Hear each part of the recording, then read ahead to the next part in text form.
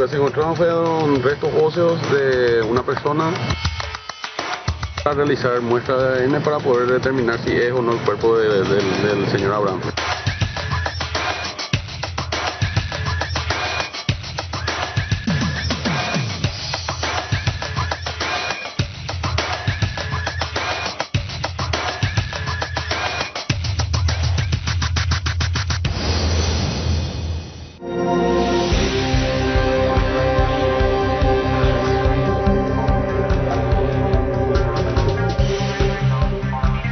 Buenas noches, ¿cómo están? Les damos la bienvenida a 24 horas. Este es el tema que nos tuvo en vilo a todos durante toda la jornada, el hallazgo de estos restos óseos justo en las coordenadas exactas que indicaba un panfleto abandonado por esta banda criminal que opera en la zona norte del país. Estos restos están siendo trasladados en este momento hasta Asunción, Carlos. ¿Qué tal? ¿Cómo estás? Muy buenas noches. Sí, precisamente ya estamos en el sitio, en la zona de influencia, donde la FTC encontró estos restos que, bueno, hacen presumir que podrían tratarse de Abraham Fer por las características y por los panfletos. Allí está Judith Colexa, en instantes nos va a comentar cuál es el ambiente que se vive en esa parte de la República. Y Juan Carlos Usher está instalado allí frente a la morgue judicial esperando la llegada de estos restos óseos. El doctor Pablo Lemir, con un equipo multidisciplinario, va a ser el encargado de hacer los estudios de ADN que van a tomar un tiempo, considerando que son restos óseos. Y se convocó, por supuesto, también a algunos integrantes de la familia Fer para la toma de pruebas.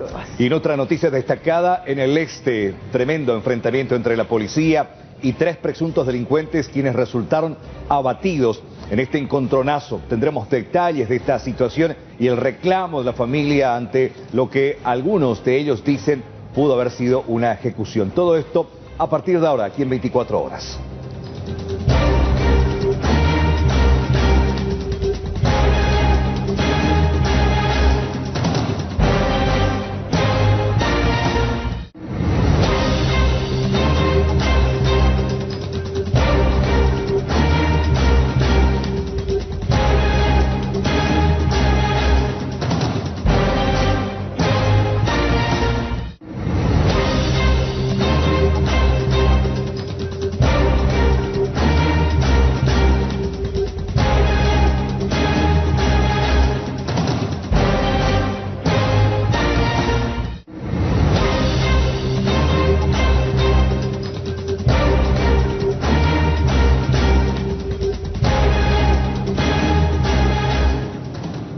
Y allí estamos instalados en vivo en Tacuatí, en la zona del hallazgo. Judith Colexa, buenas noches, adelante con los detalles.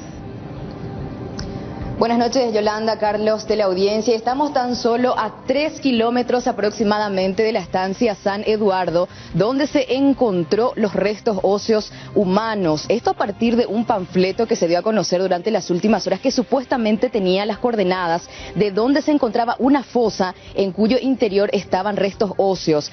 Surgió la información, o en este caso rumores, de que supuestamente se tratarían de los restos de Abraham Fer, porque en los panfletos encontrados figuraba su nombre. Es por eso que hasta el momento se maneja esta información y salta el nombre de Abraham Fer. Estamos en el cruce Manitoba, específicamente al costado de la ruta número 3, General Elizardo Aquino. Este lugar del cual era perteneciente a Abraham Fer, justamente quien hasta el momento sigue para nosotros en poder de este grupo criminal. No obstante, estos restos óseos ya fueron llevados a la capital, así como estaban mencionando ustedes, por una comitiva fiscal, policial. Realmente fue una jornada pasada por agua prácticamente aquí en el norte del país, ya que se tuvo muchas lluvias. En medio de esa lluvia hubo este procedimiento en esta estancia ubicada a unos 3 kilómetros nada más del lugar donde nosotros nos encontramos. Está bastante retirada de los portones esta fosa, que fue prácticamente preparada. ¿Por qué les decimos? Porque la fosa está cerca de una antena aparentemente perteneciente a una compañía telefónica, y en ese lugar fue montada una carpita que presumiblemente se puso hace unos días nada más. Incluso se encontraron más panfletos en el lugar donde estaba esa fosa, como aproximadamente 8 a 10 panfletos que tenían la misma información, hecho con computadoras, la información que nosotros manejamos. Estaban dentro de una bolsita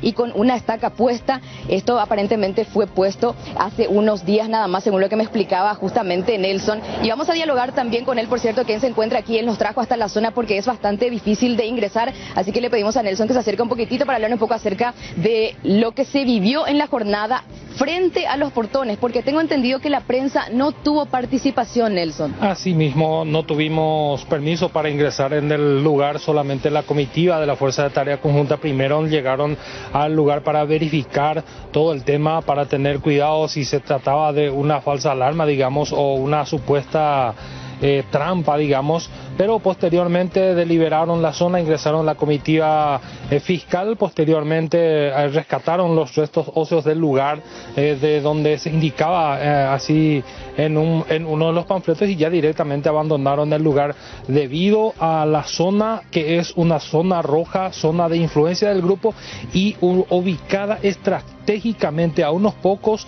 kilómetros, a unos pocos metros del río. Hablamos con los pobladores y los pobladores nos decían ese trayecto anteriormente se utilizaba para ir a Tacuatín, o sea que era el camino habitual. Después de estos hechos ya se dejó de usar, en este caso los accesos en dicho lugar, pero nosotros no tuvimos acceso al lugar donde se encontró los restos óseos. Bueno, y ahora hablemos netamente acerca de lo que se encontró dentro de esa fosa. Según el fiscal de la causa, aparentemente esta fosa ya es de larga data e incluso se presume de que es desde hace un buen tiempo, incluso probablemente desde siempre podría haber estado ahí este cuerpo. Exactamente, y ya tendría más o menos 8 a 1 año de estadía en ese lugar. Ya se puede ver algunas placas fotográficas en este caso donde se puede observar solamente restos óseos, hasta ahí nada más, algunas ropas, restos de ropa, solamente eso, y eso lleva su tiempo en este caso. Ahora, vos que estuviste ahí en la zona, también surgieron algunos que otros rumores acerca de lo que se encontró con estos restos óseos. Supuestamente estaba envuelto con una hamaca, así como también había un kepis. ¿Es cierto eso? Según lo que decía el fiscal, había asegurado ese tema de que entre los restos óseos se había encontrado un kepis, usualmente utilizado por los colonos menonitas, que suelen utilizar así kepis con marcas de vehículos. Inclusive el propio hermano de Abraham Fer, David Fer, pudo reconocer el kepis en este caso, pero hasta ahí nada más. El Ministerio Público no quiere confirmar todavía, tanto así nosotros también, porque tenemos en cuenta también la situación en que se encuentra la familia y queremos el resultado de laboratorio, en este caso, que confirme si se trata o no de Abraham Fer, así como dice en el panfleto. Exactamente, Nelson. Yolanda, Carlos, también destacar que después de lo que se dio en la jornada, después de que saltó el nombre de Abraham Fer, sus familiares quedaron bastante alicaídos. ¿Y esto por qué? Porque justamente figura en el panfleto su nombre, que supuestamente estos restos lo pertenecen a él. Por eso fueron convocados los hermanos de Abraham Fer, quienes también, por supuesto, lograron ver estos supuestos objetos que estaban junto a estos restos óseos. Claro, acá dos cosas principales que hacen presumir que realmente esta historia de Abraham Fer termina en tragedia. En primer lugar, los panfletos que sí indican de que se tratarían, y algunos dirigidos exclusivamente a la familia Fer, sobre el hallazgo, y las coordenadas obviamente también que hacen referencia a este sitio. Y por otra parte, lo que expresabas recién junto al compañero sobre el kepis. Según tenemos entendido que hermanos de Abraham reconocieron como suyo, como de Abraham, ese kepis, que hace presumir y que obviamente suman las sospechas de que podría tratarse de los restos del colono menonita secuestrado, y que ya hace un par de meses la familia había reconocido que había perdido ciertas esperanzas también para recuperarlo con vida. ¿Cuál es el ambiente a estas horas allí en la zona de Tacuatí ante esta espeluznante noticia que sacude al país? Bueno, por lo menos en el sector donde nos encontramos, Carlos, todo demasiado tranquilo, incluso muy parado, le podemos decir, incluso teniendo en cuenta la inestabilidad del tiempo que tenemos a estas horas. Desde que salimos prácticamente de la zona central hasta llegar tuvimos mucha lluvia. Además, con Jorge Paredes, mientras nos trasladábamos aquí hasta la zona de Tacuatí, nos cruzamos con la comitiva fiscal policial que aparentemente, mejor dicho, llevaba estos restos óseos hasta el laboratorio de medicina forense, donde serán practicados los análisis correspondientes para finalmente sacar todas las dudas y confirmar si verdaderamente se trata de esta persona secuestrada por este grupo criminal ya desde hace varios años. Incluso el médico forense Pablo Lemir, previamente a los medios de comunicación, mencionaba de que son varios los análisis y pruebas que se tienen que llevar a cabo a estos restos para poder finalmente llegar a la identidad. En principio se tendría que recurrir a la odontología, antropología, y de no ser así se descarta esto y se tendría que practicar una prueba de ADN que ya incluye a los familiares de, en este caso sería la persona de la cual se presume, Carlos, Yolanda. Judith, te tengo que preguntar hasta para ubicarnos geográficamente el lugar donde se encontró esta fosa, ¿verdad? Con los restos óseos. ¿Está muy alejado de toda el área de cobertura del EPP o es todo dentro del mismo perímetro, Judith? Digo nomás para empezar a analizar de nuevo la labor que hace la Fuerza de Tarea Conjunta en este lugar, ¿verdad? Estamos prácticamente en la zona de influencia, Yolanda. Me decía Nelson, 50 kilómetros a la redonda es prácticamente donde se dieron, en este caso, el secuestro de Franz Hiebert, que fue en la zona de Santa Clara, así como también de Abraham Fer. Esto, ¿por qué les conviene a ellos esta zona, Nelson? Y una cuestión estratégica, digamos, ese lugar donde se encontró los restos óseos está a centímetros o a metros nada más de la cuenca del río Ipané, en este caso, sobre el río Ipané se comunica Estancia Alegría, pasando la ruta 3 al costado derecho. De ahí la zona de la estancia La Yeya, Lucipar, Toro Bebé, ahí enfrente nada más está la estancia del general Alonso, que es la estancia El Ciervo. Toda esta zona se comunica y todos los hechos desde el 2008 ocurre y se da estas situaciones en un radio de 50 kilómetros a la redonda. Todos los hechos, secuestros, quemas de vehículos, mataron a policías, administradores, peones y también hubo gente también que se aprovecharon de la situación y se hicieron pasar por el grupo criminal para sacar algunos réditos de la gente. Judith. Bueno, Yolanda, Carlos, según los antecedentes, prácticamente los criminales vinieron a instalarse en esta zona. Bueno, ¿qué dijo la gente de la FTC ante esta situación? ¿Cuál fue la versión oficial? ¿Quién habló al respecto? Nuevamente a la media mañana hemos recibido la noticia de que se había encontrado dentro del predio de la estancia San Eduardo un panfleto. Posteriormente se procedió a analizar con criminalística a la policía y procedimos a ir al punto en donde estaba señalado. Y positivamente cerca del mediodía hemos encontrado una fosa. Dentro de la fosa han sido encontrados restos óseos. En este momento esos restos óseos se están dirigiendo ya a Asunción para un análisis forense. Eso es lo que tenemos hasta este momento. ¿Cómo se dio esa indicación del lugar, de cómo indicaron el lugar exacto para encontrar? Se indicó que en ese lugar, a través de un mapa de Google Earth impreso, estaba escrito el lugar en donde estaba. Hicimos lógicamente las averiguaciones y posteriormente llegamos hasta el punto. El resto óseo prácticamente envuelto en una hamaca con un kepis que tenía escrito Toyota. Yo creo que los fiscales acá van a ser los que van a dar los detalles de cómo se encontró. Nosotros solamente el procedimiento de hallar el lugar en donde se encontraron estos óseos. Quien habló es el coronel Héctor Grau, es el comandante de Fuerzas de Tareas Conjuntas. Carlos, con todo el peligro que eso implicó, porque también podía ser una trampa. Claro, una celada. Exacto. Sí, porque el panfleto llegó hasta la FTC, justamente dirigida a este grupo de fuerzas militares en esa parte de la República, con la indicación georreferencial de dónde podrían encontrar esa fosa de presuntamente Abraham Fer. Compartimos más declaraciones, esta vez del fiscal Joel Casar, que está llevando adelante esta investigación. Bueno, lo que se encontraron fueron restos óseos de una persona.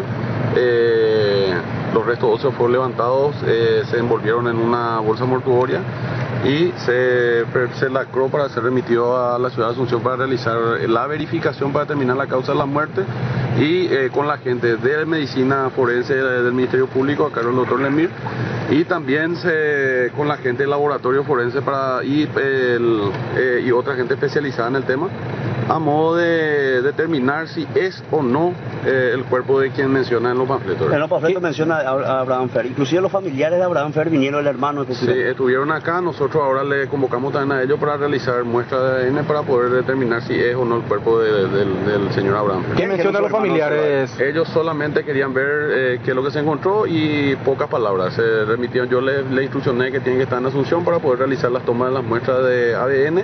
Y una vez que le dije todo eso, se retiraron hasta su domicilio para prepararse para irse a Asunción. ¿Se va vía aérea? No, por tierra, ya que las condiciones climáticas no dan para realizar vuelo. Fiscal, ¿se puede presumir?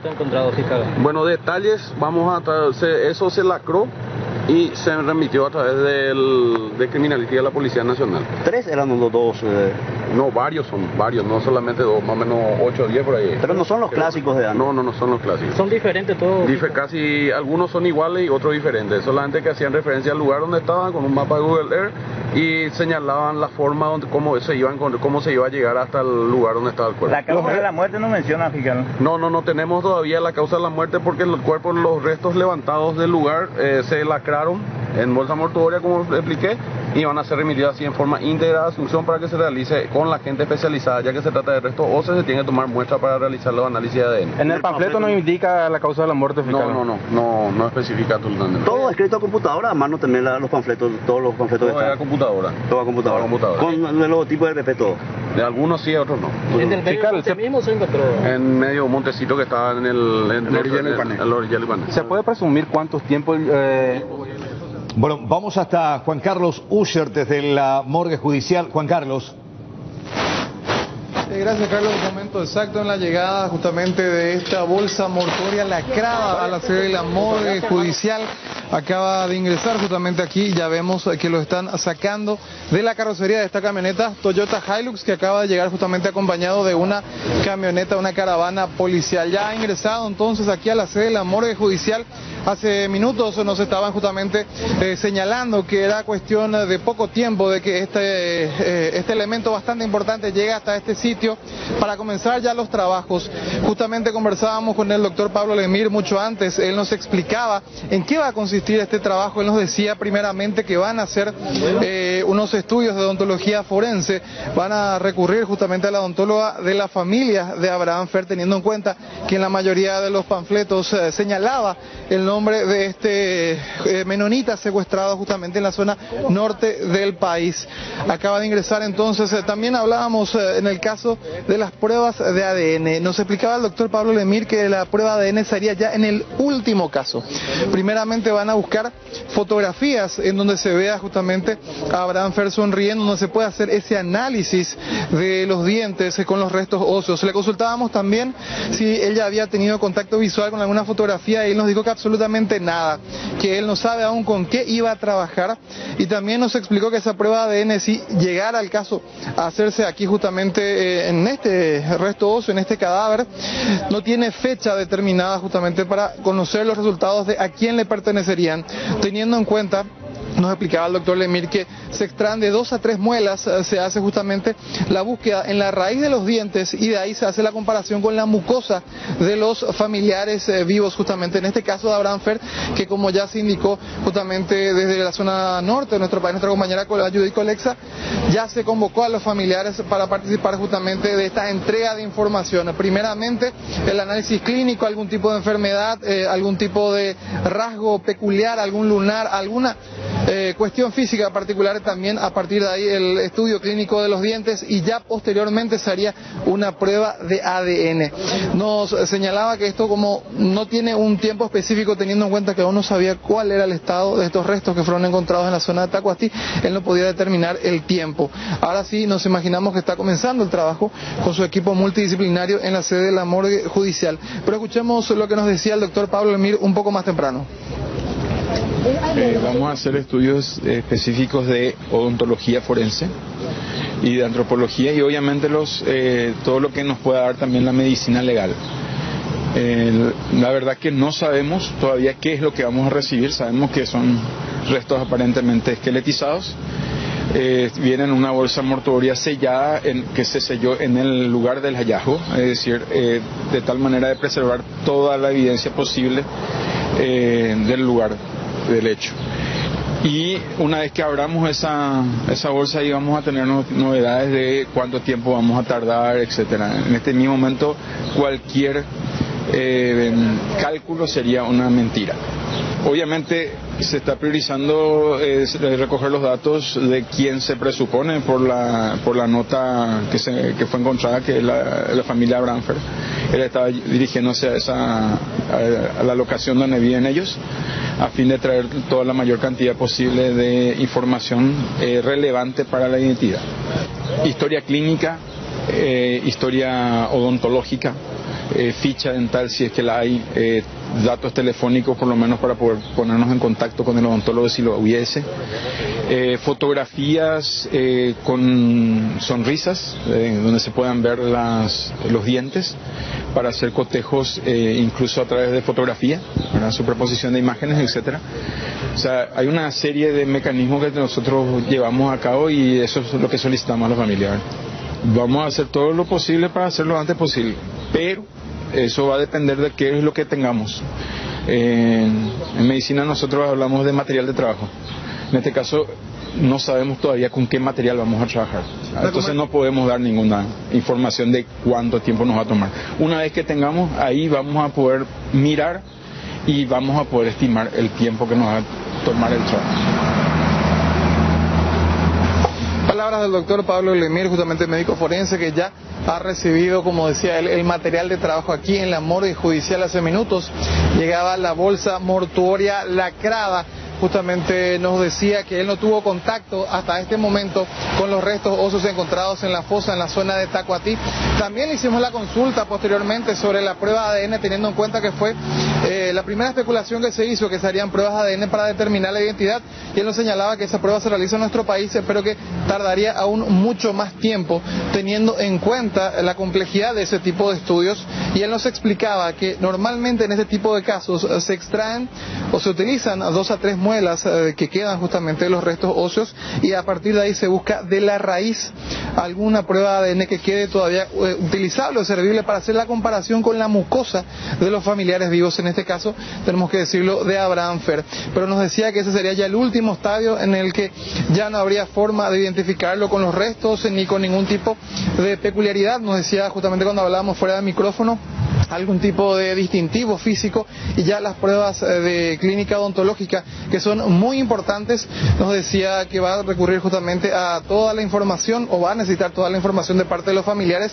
que ya fueron también comunicados por los intervinientes de este caso, para que aporten todos los datos que sean requeridos, teniendo en cuenta la importancia de lo que pueda determinarse con esas pruebas y la identidad de los restos óseos que fueron encontrados este mediodía ahí en la zona norte del país. Él hablaba de que es imposible calcular un tiempo determinado. Él no sabía, por lo menos en horas de la tarde, con qué se iba a encontrar. Él no podía decir en qué tiempo lo iba a determinar, y tampoco si iba a poder recurrir a la prueba de ADN, teniendo en cuenta de que no conocía ni siquiera una fotografía de lo que se encontró en la zona norte del país, compañeros.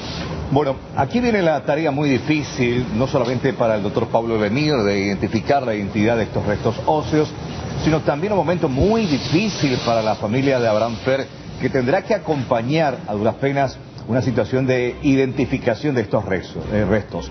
Tengo entendido que la familia ya estaría en camino también hasta Ciudad Capital, después de haber recogido todos estos datos, estos elementos y esta documentación pertinente que hace referencia a la vida de Abraham Fer, de este colono. Toda la información médica, los registros dentarios si los hay, que van a ser de fundamental importancia en esta investigación, y posteriormente, en el caso de que no se pueda detectar o identificar, para tener que recurrir al sistema de ADN. Realmente momentos muy difíciles de esta familia, que reitero, ya en una conferencia de prensa, antigua por cierto, el año pasado, en cierta manera dejaban soslayar ese temor de que la historia de Abraham Fer habría terminado de esta manera. Ya no tenían mucha esperanza, pero igual estaban esperanzados de tener una prueba de vida que nunca llegó. Estas imágenes corresponden al momento de la llegada de estos restos óseos. 20:05, hace exactamente 8 minutos, llegaban hasta la morgue judicial aquí en la zona de Sajonia. ¿Por qué se tardó tanto? Y porque vinieron por tierra, porque las condiciones climáticas no daban como para hacerlo por aire, porque el hallazgo se produjo ya al mediodía en área de influencia del EPP. Después de haberse conocido estos 8 a 10 panfletos, decía el fiscal Casal, hoy en el transcurso de la mañana. ¿Por qué se hace tan difícil el trabajo? Porque no es un cuerpo, porque no es un cadáver, son restos óseos. Lo que te indica también que la muerte ya se produjo hace bastante tiempo. Exacto, trascendieron varias versiones, que inclusive se mencionaría que fue la muerte por causa natural, pero nada de eso se puede saber en este momento con mucha precisión. Ahora Lemir se está encontrando con su material de trabajo, como él lo mencionaba en la entrevista, y a partir de ahí también vamos a entender los plazos y los tiempos, que me imagino se vuelven interminables, Carlos, para la familia Fer, y por eso es que también tratamos el tema con muchísimo respeto por esta familia. Costó siempre hablar con ellos, fue con mucho silencio, con mucha timidez, pero lo encararon con una fortaleza tremenda, porque ellos lo hicieron todas ciegas, nunca hubo una prueba de vida, o por lo menos que nosotros hayamos conocido mediáticamente sobre el señor Fer. Nunca hubo, él fue secuestrado en el año 2015, estamos en el 2018, y sobre eso igual ellos siguieron negociando, entre comillas, y esperándolo. O sea, creo que hay una ilusión, una esperanza que hasta el último momento no se pierde, Carlos, que ninguna de las 5 familias pierden, ¿verdad? Por eso es que se espera con tanta ansiedad el trabajo súper relevante del doctor Pablo Lemir y su equipo, trascendental en este momento. Juan Carlos, ¿se sabe si hay familiares que han llegado hasta allí, del Colono, hasta la zona de la morgue judicial, que hayan acompañado a esta comitiva, algún representante de los colonos? Hasta este momento no ha llegado nadie de esa zona, Carlos o Yolanda. Seguimos aguardando realmente la presencia de ellos. Simplemente los que se hicieron presentes ya fueron los efectivos policiales y los encargados del Ministerio Público de trasladar la bolsa con los restos óseos.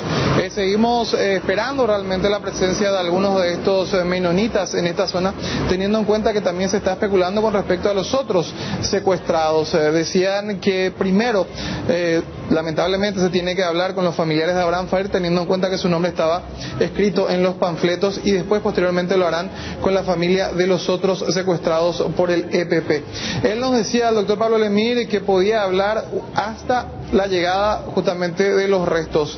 A partir de ahora ella no tiene tiempo de salida, él no sabe si va a terminar en horas de la madrugada, si mañana por la mañana. Ya es cuestión de hacer vigilia aquí justamente en la morgue judicial, esperar que salga nuevamente el doctor Pablo Lemir y de las primeras declaraciones de con qué se encontró, qué pudo descifrar de los restos justamente de esta persona, ya que también le consultábamos el tiempo de fallecimiento y él decía que es imposible hacerlo a través de fotografías o de simplemente cuestiones de los pobladores a partir de cuándo pudo haber estado esa fosa en el lugar. Hay muchísimos factores, hablaba también de enfermedades, podían ser muchísimos los detalles que determinan justamente la muerte de una persona y que no quería entrar en el plano de la especulación hasta que realmente tenga los datos precisos. Simplemente ya aquí aguardar. Tal vez esto sean realmente horas, no sabemos minutos, inclusive puede tardarse hasta el mediodía, nos decía, de mañana, teniendo en cuenta la complejidad del trabajo que tiene que empezar a realizar. Primero, dividir todos los restos que han llegado hasta la sede de la morgue judicial y a partir de ahí analizarlos con su equipo multidisciplinario. Un equipo realmente bastante importante, compuesto por una odontóloga forense y también por un médico forense, además de él, que estaba con él trabajando, un antropólogo, digo bien, que está trabajando con ellos aquí en la morgue judicial para ir determinando justamente qué tienen y qué no tienen, y a partir de ahí juntar el rompecabezas que determine a quién le pertenecían estos restos óseos encontrados en la zona de Tacuatí.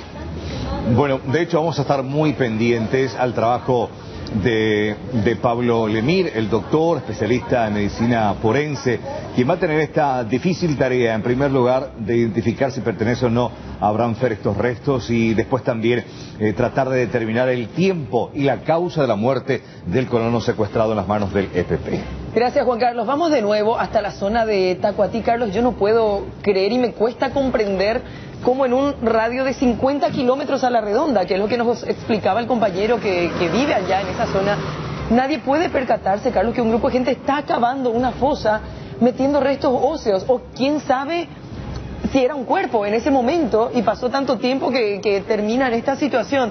Judith, ¿qué es lo que explican en ese lugar? O sea, ¿tiene una explicación esto? Que nadie nunca haya visto absolutamente nada y a esta altura estemos hablando del hallazgo de los restos que podrían ser de un secuestrado. Y ante lo que mencionás, Yolanda, hay cierta impotencia aquí en la zona por parte de los pobladores, teniendo en cuenta de que estamos a unos pocos metros nada más de la base de la Fuerza de Tarea Conjunta. Hasta el momento no los vimos por este sector donde estamos, que por cierto ya es una zona a estas horas bastante oscura y silenciosa. No hay siquiera una sola iluminación hasta el momento. Solamente ya llegando cerca a los portones de la base de la Fuerza de Tarea Conjunta podemos ver de que hay algunos postes de luces. Otra información muy importante que se maneja aquí en la zona con relación a estos panfletos es la siguiente. El 11 de diciembre del año pasado, Abraham Fer cumplía 39 años. Por la fecha, los familiares pedían por lo menos una prueba de vida o noticias de esta persona que está en poder de este grupo criminal ya desde hace un buen tiempo. Se maneja la información de que estos panfletos ya tendrían que haber trascendido hace un mes atrás. Pero ¿qué pasó? Supuestamente llegó en manos equivocadas de la Fuerza de Tarea Conjunta y de alguna forma no llegó a los familiares, porque la intención supuestamente del EPP es que llegue en manos de los propios familiares y que sean ellos los responsables de ir hasta la fosa y rescatar en este caso los restos óseos que supuestamente pertenecen a Abraham Fer. Bueno, Judith, vamos a estar pendientes también a lo que ocurra en la zona de Tacuatí, esta zona de influencia del EPP, de la familia, de las autoridades que hasta el momento, por lo menos nacionales, no se han pronunciado sobre este hallazgo. No escuchamos declaraciones del ministro del Interior o del presidente de la República. Sí, a través del Twitter, que habitualmente es su medio de comunicación preferido. Solamente los representantes de la Fuerza de Tarea Conjunta del fiscal de la causa, ¿verdad? Los que están en la investigación propiamente dicha. Bueno, esta es la situación a estas horas. Llegó los restos de lo que podrían ser del secuestrado Abraham Fer, de acuerdo al propio panfleto dejado por la gente de este grupo criminal que azota la zona norte del país. Vamos a estar muy pendientes a lo que ocurra precisamente a partir de ahora para tratar de dilucidar y saber de quién realmente se tratan estos restos. Gracias a Juan Carlos, que está en la zona de Sajonia, aquí en la morgue judicial. Cualquier información, en instantes retomamos comunicación, como también a Judy, que está allí en el departamento de San Pedro, concretamente en Tacuatí.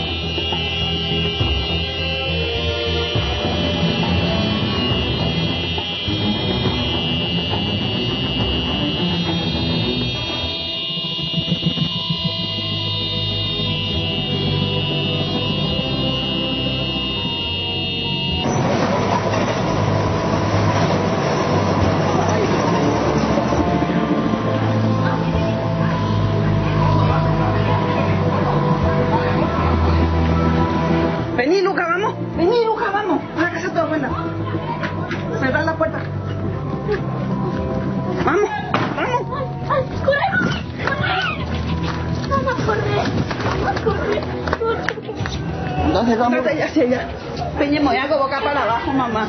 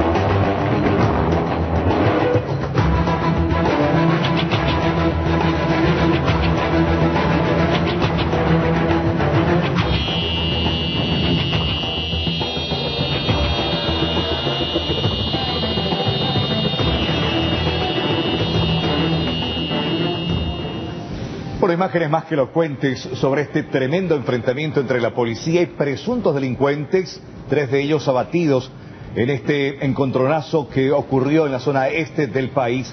Está nuestro compañero Luis Gavilán, que nos explica cuál es la versión oficial, porque también surgieron dudas aparentemente por parte de la familia de los abatidos. Luis, buenas noches. Buenas noches, Carlos, Yolanda, un saludo cordial a los televidentes. La policía y su versión de un enfrentamiento, un encontronazo, una refriega, una balacera tremenda de 30 minutos, supuestamente con el resultado que ya todos conocemos. 3 supuestos delincuentes acribillados en ese lugar. Kilómetro 11, zona límite entre Ciudad del Este y Mingaguazú, específicamente a unos 1000 metros de la ruta internacional número 7. Esto ocurría a las 9:40 aproximadamente de la mañana. Es una zona ya bastante poblada, la fracción El Puente está totalmente habitada y ante los ojos de niños incluso se produce esta infernal balacera, según reiteramos, la versión que da la Policía Nacional. 3 muy jóvenes, 21 años tenía Saúl Benítez, sin antecedentes, 20 años tenía Alexis Ortigosa, con antecedentes por robo y orden de captura, y 23 años tenía Charlie David Flores, quien recibió dos impactos de bala, los otros dos 10 a 12 impactos de bala cada uno. Ya notarán que realmente se trató de una infernal balacera. Vamos a escuchar lo que detenidamente decía, ya más tranquilo después del procedimiento, el comisario hoy día a cargo del Departamento de Investigación de Delitos, cuyos personales que estaban a bordo de 2 camionetas particulares fueron los que participaron de este operativo que terminó con la muerte de los jóvenes. Esto no está armado, esto con le mataba a esta policía. Diga, estoy ya nada, hermano. ¿Y armas y ahora? Más, ve cuando hay armas. O sea que fueron ejecutados. Ya. A ejecutar, ve. Ahí como va a tener que generar. Tiene playa secretario nomás ahí. Allí yo cuaja. Allí yo cuaja va a enfrentarse ahí que. A mí otro médico ahí. Le reconocemos. No, todos son. No hay cuaja, se me va a bloquear, hermano. ¿Va a ser hermano? Mi hermano, ese es amigo. Y yo, ¿cuál es el secretario de mi hermano? Vete a hablarle, llévale de retiro, ya me fuerza. Plaga lo que son, toditos son plagas. Ni su papá ese iba junto a él. Su papá deseaba la muerte. Y su papá lo que es un bandido. Su papá lo que es un roba autos, roba cajero y todo de su papá. Y le deseaba la muerte. Nunca se fue a visitarle a su hijo. Le deseaba la muerte. Y ahora se murió. Y va a venir a decirme que yo tengo la culpa. Yo trabajo 24 horas porque tengo un hijo que está enfermo. Él no le pasa ni 1000 guaraníes a su hijo. Y decía, ojalá se muera ese bandido. ¿Y qué ejemplo tiene mi hijo si su papá luego es un bandido, es un robacoches, asalta bancos, roba caudales? Y voy a decir todo y le voy a decir a todos sus cómplices, porque le quitaron todo a mi hijo. Y se llama Rubén Ortigosa. Y acá está toda su gente porquería que jamás se fueron a visitarle. Y ustedes lo que son ladrones, los policías. Piensa que yo no sé, yo conté todo, ni quién le voy a echar a los policías. Porque mi marido, pues yo fui su secretario, no lo su esposa. De cada policía que se iba en casa se llevaba auto robado ahí. Bueno, la versión de los familiares, una postura totalmente contraria a la versión de los policías. Fueron ejecutados, ellos se rindieron, igual asesinaron a estos jóvenes, decían los familiares, el hermano de Saúl y la mamá de Alexis Ortigosa, que a la vez aprovechó para criticar duramente al padre, quien sería un conocido delincuente. La fiscalía tomó intervención, realizó pruebas de parafinas esta tarde a los 3, también pidió informe de quienes participaron, incautó las armas de todos los personales para cotejar, también realizará la prueba de parafina a estos efectivos del Departamento de Investigación de Delitos para conocer a ciencia cierta si se trató realmente de un enfrentamiento con resultado de muerte o una ejecución, versión dada por los familiares, compañeros. Bien, excelente. Gracias por este reporte desde Ciudad del Este, Luis Gavilán. Y de Ciudad del Este nos vamos hasta la zona de Tacuatí, zona norte del país, y retomamos este que fue uno de los temas centrales del día, el hallazgo de los restos óseos. Judith Colexa, adelante con más información y sobre todo saber ya cuál es la situación en este momento allí en ese lugar. Sí, señora Yolanda, caminamos un poquitito del lugar donde nos encontramos hasta frente a la base de la Fuerza Tarea Conjunta que ya estábamos mencionando anticipadamente. Queda a unos pocos metros nada más del cruce Manitoba, así como también del cruce Tacuatí. Prácticamente estamos en el medio, le podemos decir de alguna forma. Y como pueden ver, esta es la situación a estas horas. Importante refuerzo de seguridad se tiene aquí en este sector. Sería uno de los 3 destacamentos que se tiene en esta zona de influencia del EPP. Como pueden ver ustedes, tienen un sistema de iluminación que tiene un alcance impresionante que puede justamente dar por lo que tiene que ver con el monte hacia estos lados en el caso de que se dé algún tipo de movimiento raro. Ellos iluminan así como lo están haciendo con nosotros, ya que le está llamando la atención nuestra presencia. Tengo entendido que son bastante herméticos en cuanto a entrevistas. De todos modos, voy a intentar acercarme si es que podemos hablar con ellos acerca de cómo están trabajando a estas zonas, a estas horas también, por supuesto, si es que pueden dar algunas palabras también. ¿Podemos acercarnos? Hola. ¿Hay alguien que pueda hablar con nosotros? Estamos en vivo para Canal 9. ¿Desde qué hora se quedan hasta qué hora custodiando la zona? Bueno, pueden hablar con nosotros. ¿Entre cuánto por ahí se quedan de guardia ustedes en este sector? Bueno. ¿Podríamos hablar con ustedes o no?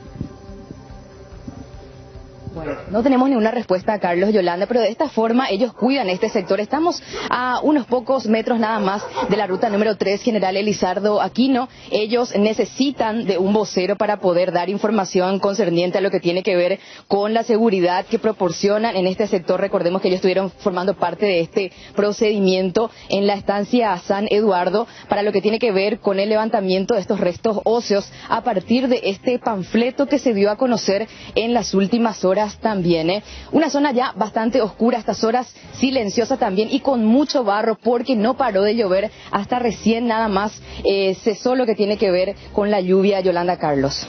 Bueno, Judith, yo te quiero preguntar, una vez que se produjo este hallazgo, los vecinos, los pobladores del lugar, ¿vieron movimiento de gente de las Fuerzas de Tareas Conjuntas como buscando algo, investigando algo, o esta tranquilidad se mantiene desde el mediodía? ¿Buscaron, encontraron los restos óseos y ya no hicieron más nada?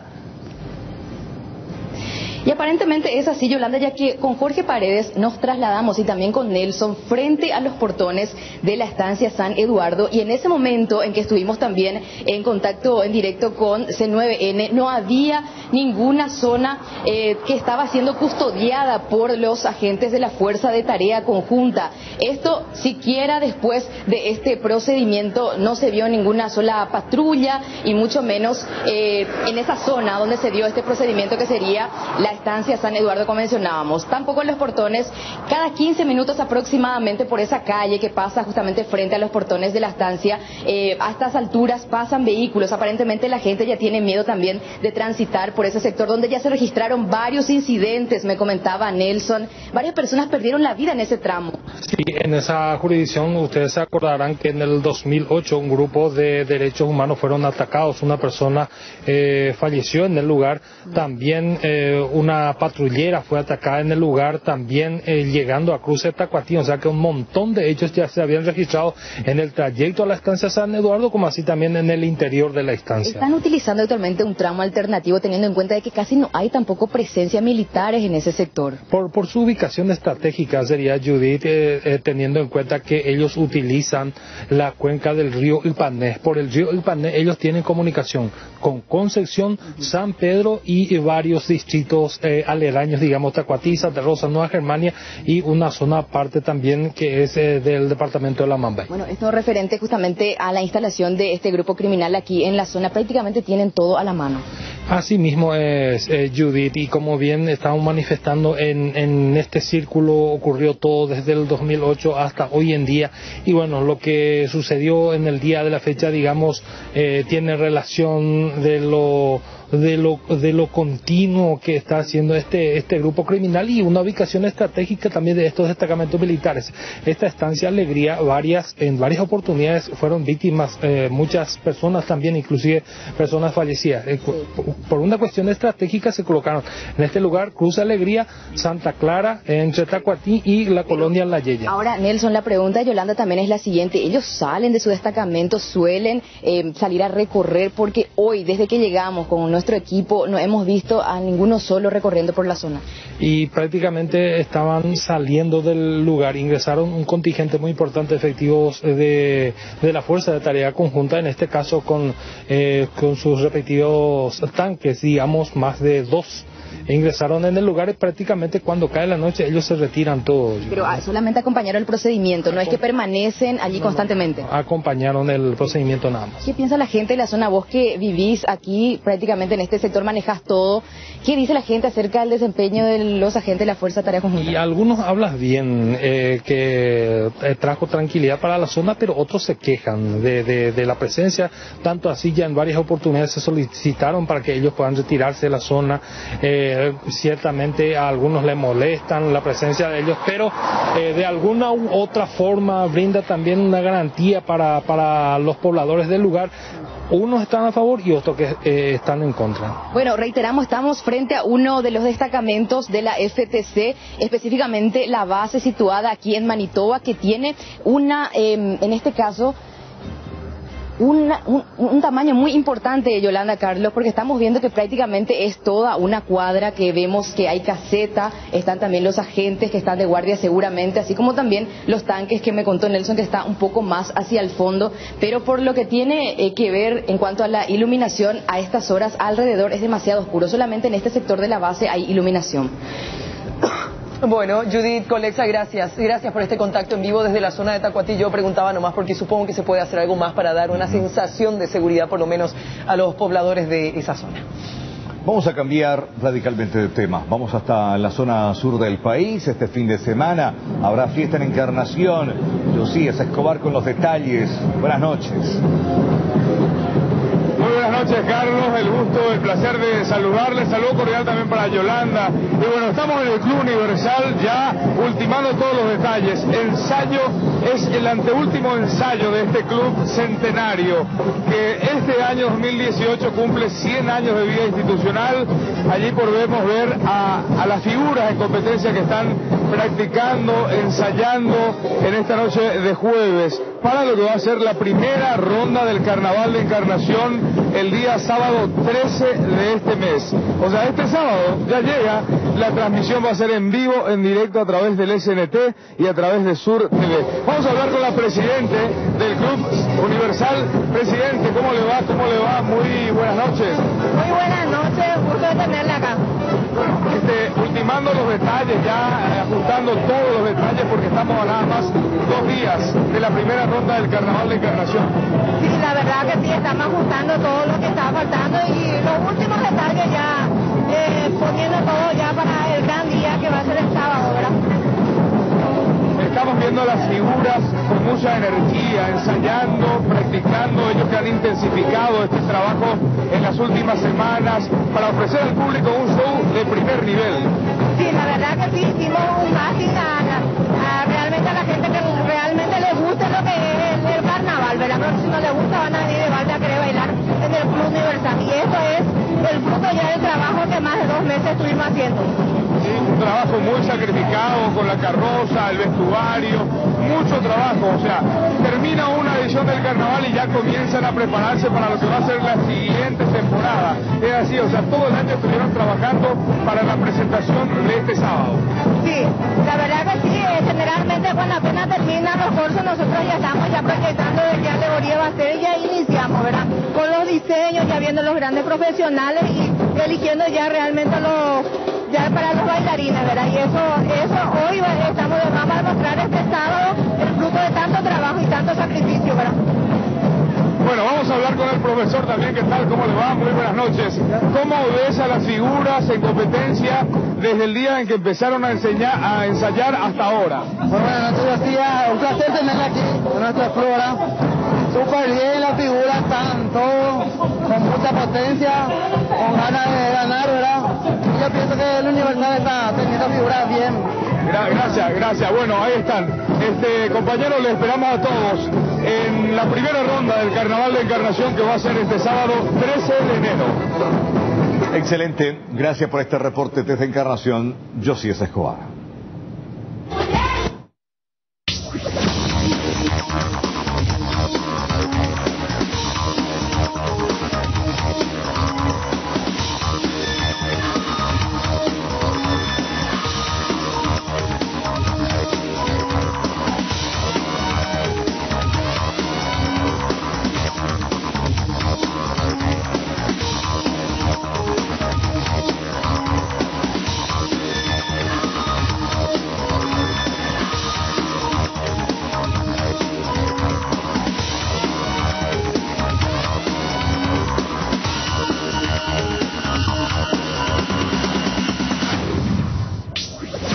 ¿Cómo están? Hoy tuvimos una jornada judicial sumamente cargada porque Fernández Lipman pasó de ser un prófugo a estar preso en el penal de Tacumbú, la cárcel más grande de nuestro país. Les contamos cómo arrancaba esta jornada con este tuit que tiraba el abogado Álvaro Arias, que decía: le he presentado en el juzgado penal de garantías número 12 al señor Raúl Fernández Lipman. Y con esto arrancaba todo. Con esto él quedaba más o menos a disposición de la justicia después de una serie de rumores que se hablaba de que incluso estaría fuera del país. El juez tomó la medida de aplicarle la prisión preventiva, pero antes la Fiscalía había solicitado justamente esta prisión. El abogado había pedido prisión domiciliaria o en todo caso que esté recluido en la agrupación especializada, esto ante la complejidad del caso. Vamos a escuchar la determinación que tomaba esta mañana el juez Gustavo Amarilla. Este señor se puso a disposición del juzgado a través del escrito, pero en persona luego ahí en el mostrador. Es por eso que, bueno, que se tuvo la obligación constitucional y legal de tenerlo por detenido, ¿verdad? Comunicar inmediatamente a la guardia del Palacio de Justicia de que había una persona con orden de captura de la policía, orden de captura de la Fiscalía que estaba presente en el juzgado, para que la policía tome los recaudos pertinentes de tal manera a asegurar de que podamos tomar las decisiones del caso, ¿verdad? Es por eso que se convocó rápidamente a la guardia del Palacio para que se apersone y esté pendiente de mi resolución, y después convocamos a la audiencia, inmediatamente convocamos a la audiencia porque tengo 24 horas para resolver, y le notificamos a la Fiscalía de que esta persona se presentó en forma física delante del juzgado, de nuestro juzgado. ¿La Fiscalía hizo uso de la palabra en esta diligencia? Claro. La Fiscalía, luego de escuchar las manifestaciones de la defensa y del propio imputado, hizo las expresiones que hacen a sus requerimientos, donde ella se ratificó de que la medida cautelar que corresponde por imperio de la ley es la de prisión preventiva, y solicitó que el juzgado dicte en ese sentido la resolución. Bueno, esta fue la primera aparición pública que tuvo Raúl Antonio Fernández Lipman, quien hoy ya es el preso número 3373 en el penal de Tacumbú. ¿Qué dijo? Porque habló brevemente con los periodistas que estaban cubriendo esta noticia hoy en el Palacio de Justicia. Dijo, en primer lugar, ser 100% inocente. Dijo también que no se iba a referir por el momento al tema del escándalo de los audios, y dijo que iba a tener la oportunidad de defenderse por la denuncia de enriquecimiento ilícito. Nos pusimos a disposición de forma voluntaria, a disposición del juzgado, de la Fiscalía. Se realizó la audiencia de imposición de medidas. No podemos quedar porque voy a hacer... Se voy a hacer llevado a investigación. ¿Fue la medida que te otorgaron arresto domiciliario? No, se cumplió con el pedido del Ministerio Público. Prisión preventiva, sí. ¿A dónde me solicitaron? Señores, ya con mi abogado, por favor. Raúl, ¿qué puede decir sobre los audios, Raúl? Esa es otra causa, vamos a hablar más adelante. ¿De las cuentas, Raúl, qué puede decir? ¿De las cuentas en los bancos? A partir de ahora ¿Qué considera, Raúl? Inocente. 100% inocente. Raúl, ¿qué puede decir? Vamos a empezar tanta confianza en su reconoce, Raúl. Reconoce ser el que habla en los audios, Raúl. Disculpen, realmente me están golpeando. ¿Qué podés decir de los audios? ¿Se te escucha a vos? Esa es otra causa. ¿Pero qué podés decir? Y cuando nos presentemos para esa causa, ya nos presentamos por esta. Ahora no, porque... Yo voy a hablar. Entra él y yo me quedo acá a hablar con usted. Doctor, ¿por qué se le hablar solo audios en este momento?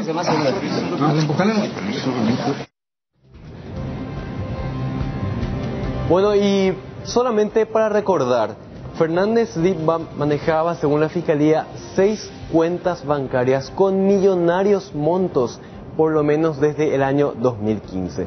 ¿Qué dice su abogado? Pidió garantías al momento de ser recluido en Tacumbú.